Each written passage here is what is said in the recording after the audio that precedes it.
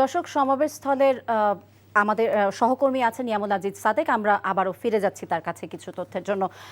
সাদেক, আমাদেরকে জানাবেন যে এই বিএনপি সমাবেশকে নিয়ে আর কি তথ্য আছে আপনার কাছে এই মুহূর্তে?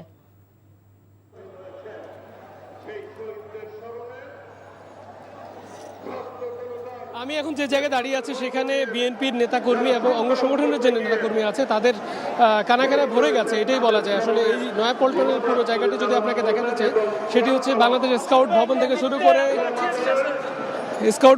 শুরু করে এর আশপাশে যে জায়গাগুলো আছে, নাইটাঙ্গেল, কাকরাইল শাখা, পুরো জায়গাটি আপনাকে দেখাতে চাই। নানা রঙের নানা ক্যাপ পরে তারা কিন্তু তাদের অবস্থান জানান দিচ্ছেন। আন্তর্জাতিক গণতন্ত্র দিবস উপলক্ষে এই আয়োজনে আমরা যে বিষয়টি আপনাকে জানাতে চাই, কারণ দীর্ঘদিন থেকে তারা বলছেন যে তারা এই ধরনের সমাবেশের অধিকার আসলে পাননি। একটি বিষয় আপনাকে জানাতে চাই যে মানুষগুলো অনেকদিন থেকে এই সমাবেশে অংশগ্রহণ করতে পারেনি, বিশেষ করে পেশাজীবী যে সংগঠনগুলো রয়েছে, পেশাজীবী সংগঠনগুলোকে আমরা অনেক বেশি দেখতে পাচ্ছি যে আর এই সমাবেশে অংশগ্রহণ করতে আমরা দেখছি। একটি খবর আপনাকে জানাতে চাই, সেটি হচ্ছে যে এখানে আনুষ্ঠানিক যে শুরু হওয়ার কথা রয়েছে আড়াইটায়, সেটি এখন শুরু হয়েছে। আপনি নিশ্চয়ই শুনতে পাচ্ছেন কোরআন তেলাওয়াতের মাধ্যমে যে মূল আনুষ্ঠানিকতা, সেটি মূল প্যান্ডেলে শুরু হয়েছে। এখানে বিভিন্ন দলগুলো অবস্থান নিয়েছে। বিএনপির সংগঠনের যে অঙ্গ সংগঠনগুলো তারা কিন্তু অংশগ্রহণ করছে। এখানে কৃষক দল রয়েছে, স্বেচ্ছাসেবক দল, যুব দল এবং অন্যান্য জেলাগুলো থেকে অসংখ্য নেতাকর্মীকে আমরা এখানে আসতে দেখেছি। যেই জায়গায় বলা যায় যে ফকিরাপুল থেকে শুরু করে নাইটাঙ্গেল, পুরো জায়গাটি কিন্তু কানায় কানায় পরিপূর্ণ হয়ে গেছে। অসংখ্য নেতাকর্মীরা সেই সকাল 11টা থেকে কিন্তু খণ্ড খণ্ড মিছিল নিয়ে এই জায়গাগুলোতে এসেছে। যেহেতু কোরআন তেলাওয়াত চলছে, এই জন্য এখানে স্লোগান কিন্তু এখন বন্ধ রয়েছে। আপনাকে জানাতে চাই, আজকে এই যে এখন যে সমাবেশ শুরু হলো, এই সমাবেশে কেন্দ্রীয় নেতারা মূলত বক্তব্য দিবেন। কেন্দ্রীয় নেতারা গণতন্ত্র দিবস উপলক্ষে তাদের রূপরেখা কি সেই বিষয়গুলো নিয়ে যেমন কথা বলবে, তেমন সর্বশেষ বক্তব্য দিবেন বিএনপির মহাসচিব মির্জা ফখরুল ইসলাম আলমগীর। এবং মির্জা ফখরুল ইসলাম আলমগীরের পর কিংবা আগে আমরা যে বিষয়টি জানি যে ভারপ্রাপ্ত চেয়ারম্যান তারেক রহমান, তিনি কিন্তু বেশ কিছু বিষয় নিয়ে কথা বলবেন।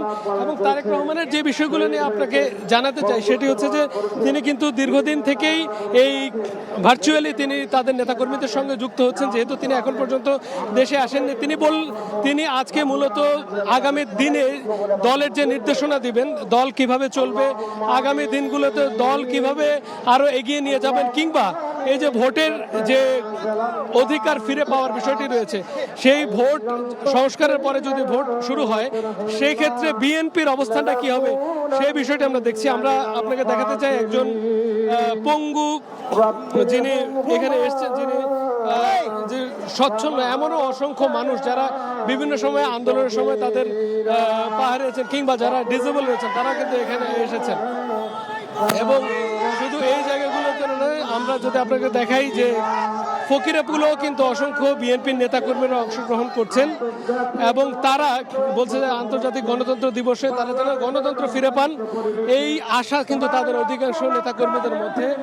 দীর্ঘদিন থেকে যারা সমাবেশ করতে পারেননি, সেই সমাবেশ তারা আজকে তারা বলছেন যে তারা শান্তিপূর্ণভাবে সমাবেশ করতে পারেননি, নানাভাবে বাধা দেওয়া হয়েছিল। আজকে কিন্তু একটি বিষয় খুবই গুরুত্বপূর্ণ, সেটি হচ্ছে যে পুলিশের অবস্থান খুব একটা দেখিনি। তবে এখন পর্যন্ত দলীয় নেতাকর্মীরা বেশ স্বাচ্ছন্দ্যভাবে এবং সুশৃঙ্খলভাবে কিন্তু এই জায়গাগুলোতে অংশ নিয়েছেন।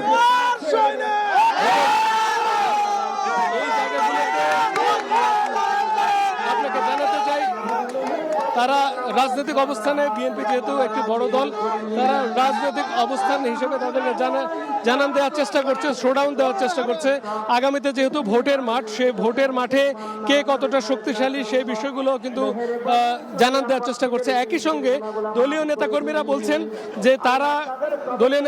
বলছেন তারা তাদের যে গুছিয়ে ওঠার যে সংগ্রাম, তাদের নেতাকর্মীদের এবং তাদের যে দল গোছানোর যে সংগ্রাম, সেই দল গোছানো তারা শুরু হয়েছে। কিছুক্ষণ আগে আমরা বিএনপির কেন্দ্রীয় নেতা আমানুল্লাহ আমানের সাথে কথা বলেছি। তিনিও বলেছেন যে এখন তাদের মূল কাজ হবে দল গোছানো, এবং দল গোছানোর সাথে সাথে আগামীতে যে নির্বাচন হবে, সেই নির্বাচনে তারা যেন খুব শক্তিশালীভাবে ক্ষমতায় ফিরে আসতে পারেন। এই কারণে মানুষগুলোকে ইয়ে করতে পারেন, মানুষগুলো যেন তাদের কথাগুলো শুনেন এবং মানুষের যে চাওয়া পাওয়ার অধিকার, দীর্ঘদিন যে বৈষম্য বিরোধী যে আন্দোলন হয়েছে, সে আন্দোলনে যেই আশা আকাঙ্ক্ষা ছিল মানুষের, বিশেষ করে মানুষের বৈষম্য বিরোধী একটি সমাজ, গণতান্ত্রিক অধিকার, সমাবেশের অধিকার, মানুষের কথা বলার অধিকার, সেই অধিকারগুলো তারা ফিরিয়ে দিতে চাইছেন, তা ফিরিয়ে পেতে চাইছেন।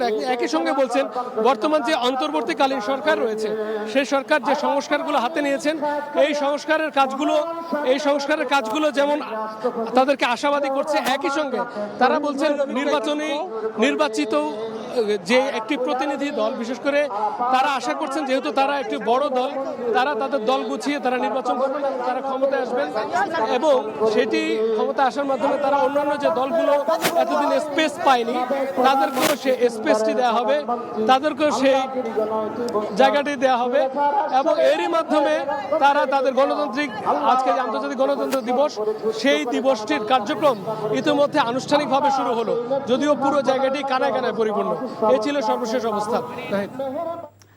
দর্শক, আমরা আজকের বিএনপির সমাবেশকে নিয়ে তাদের প্রস্তুতি এবং কর্মসূচি সম্পর্কে আরো কিছু তথ্য জানছিলাম। এনজিওর কিস্তি প্রথমবার বিকাশ পেমেন্ট করলেই 20 টাকা ইনস্ট্যান্ট ক্যাশব্যাক।